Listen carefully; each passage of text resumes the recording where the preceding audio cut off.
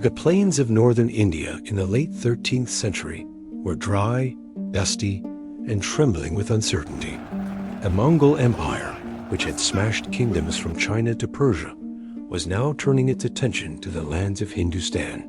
No power in Asia had truly stopped them, and for many rulers, the Mongols were a force of nature, something to be feared, not fought. Yet in Delhi, a defiant commander named Alauddin Khalji, and later his nephew Alauddin Khalji, refused to bow before the strongest military machine the world had ever seen. The Mongols had attacked India many times, but this time was different. Tens of thousands of veteran horsemen marched south, confident that Delhi would finally break. They expected fear, surrender, and chaos. Instead, they found a ruler preparing for a showdown unlike anything India had seen. Alauddin Khalji had risen to power in a storm of ambition, strategy, and ruthlessness. He watched the Mongols with sharp eyes and calculated precision, determined that the Delhi Sultanate would not fall like so many others before it. Delhi was no stranger to invasion, but the Mongol threat was on another scale entirely. Their horses were faster, their archers more skilled, and their reputation terrifying. Tales of their unstoppable attacks traveled far and wide. But Alauddin had something they had never seen: a weapon forged from intelligence, discipline, and military innovation. It was not a single device, but a system. A reformed army, a reorganized command, and strategies designed specifically to defeat Mongol cavalry. By the time the dust of the Mongol columns appeared near the western frontiers of the Sultanate, Alauddin had already taken steps to prepare. He expanded the standing army, raised salaries to prevent corruption, and kept troops well supplied and disciplined. More importantly, he introduced new armor, new cavalry tactics, and a level of training the Mongols had never expected from the Indian subcontinent. But his true secret weapon lay in his mounted archers and the deadly combination of Indian heavy cavalry with fast-moving horse archers that could mirror Mongol tactics. The Mongols crossed the Indus River with confidence, believing Delhi would be caught off guard. They had raided the region many times before, meeting little organized resistance. This time, however, scouts reported something unusual: fortified camps, large cavalry patrols, and disciplined troops who moved with precision. It was not the disorganized levy of earlier sultans. Something had changed. As the Mongols approached the plains of Kili, a location south of modern-day Delhi, Alauddin made a bold decision. Instead of hiding behind the walls of his capital, he marched out with a massive army to confront the invaders head-on.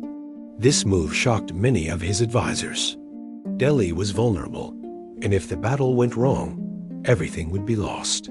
But Alauddin was determined not to let the Mongols dictate the terms of battle. He wanted a decisive victory that would send a message to every future invader. The Mongol commander, a general named Kutlu Khwaja, studied the Delhi formations carefully. He saw disciplined infantry, cavalry in organized ranks, and banners fluttering over thousands of armored horsemen. This was not a frightened force. This was a professional army ready to stand and fight. The Mongols were intrigued and wary. At dawn, the two armies took positions across the open field. The Mongols spread out in their famous wide formation, designed to surround and collapse enemy lines. Their horse archers prepared to unleash waves of arrows, while heavier cavalry waited for the moment to charge. They were confident this formation had crushed empires. Alauddin's forces responded with an unfamiliar configuration. Instead of a tight defensive line, the Sultan distributed his troops into flexible wings. His cavalry was divided into fast-moving units, each supported by highly trained mounted archers. Behind them, heavy armored cavalry stood ready. This mixture, speed, armor, and long-range firepower, was the heart of the strategy. The battle began with the Mongols firing the first volley. Arrows darkened the sky. But this time, the Delhi cavalry did not panic. They maneuvered swiftly, using their own archers to return fire. For the first time in India, Mongols faced opponents who could match their mobility and respond with organized, disciplined counter-volley fire. The Mongols tried their next tactic, a rapid flanking movement to encircle the Delhi army. But Alauddin had prepared for this. His wings were designed to flex outward, avoiding entrapment. His cavalry countercharged, preventing the Mongols from closing the trap. It was a shock to Kutlu Khwaja, who realized that the traditional Mongol playbook was failing. As the arrows flew and formations shifted, Alauddin revealed another element of his secret weapon: Indian heavy cavalry equipped with reinforced armor and powerful lances. They waited patiently until the Mongol lines stretched thin from repeated attempts to encircle.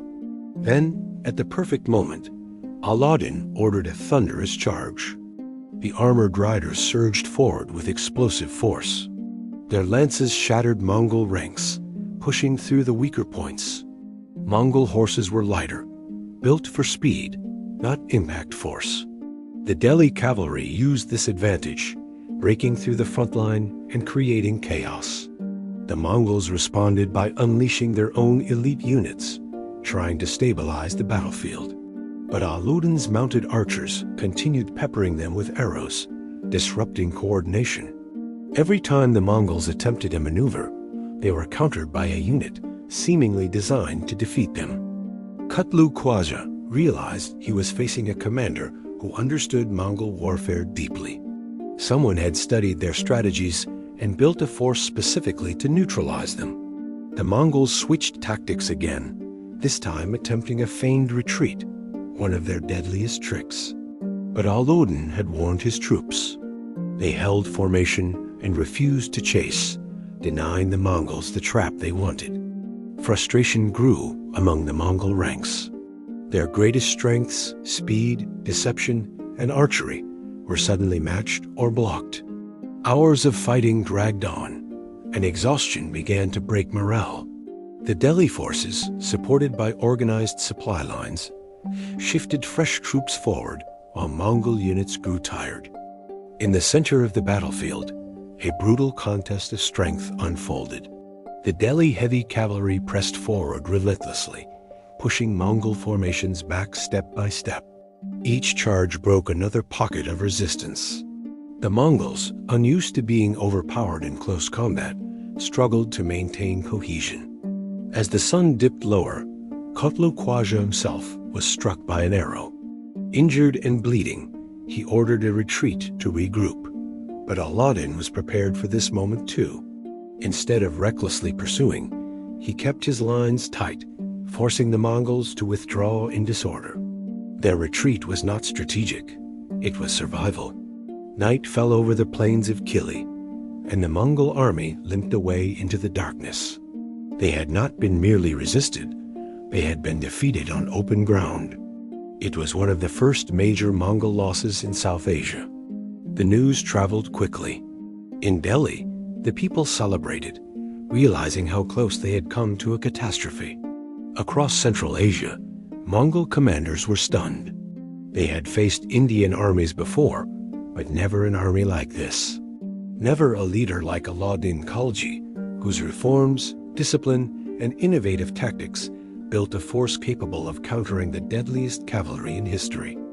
The true secret weapon of Delhi was not a single machine or tactic, but the combination of superior preparation, strategic understanding, and a flexible, modernized cavalry system. It was the ability to learn from the enemy and adapt, something many kingdoms had failed to do. The Battle of Kili became a turning point. It proved that the Mongols were not invincible, that their strategies could be understood and defeated, and that the Delhi Sultanate was a power not to be underestimated. For years afterward, the Mongols hesitated before attacking India again, wary of the disciplined, deadly force that had shocked them on the battlefield. Alauddin Khalji emerged from the aftermath not only as a ruler, but as one of the greatest military reformers in Indian history. His victory at Kili protected the Sultanate, preserved northern India from devastation, and reshaped the region's military identity. It was a triumph earned through intelligence, discipline, and innovation, the true weapons that destroyed the Mongol advance. And so, on the dusty plains near Delhi, the unstoppable war machine of the Mongol Empire was halted by a commander who dared to prepare, dared to innovate, and dared to stand his ground. The Battle of Kili became a legendary example of how strategy, not numbers, determines the fate of empires.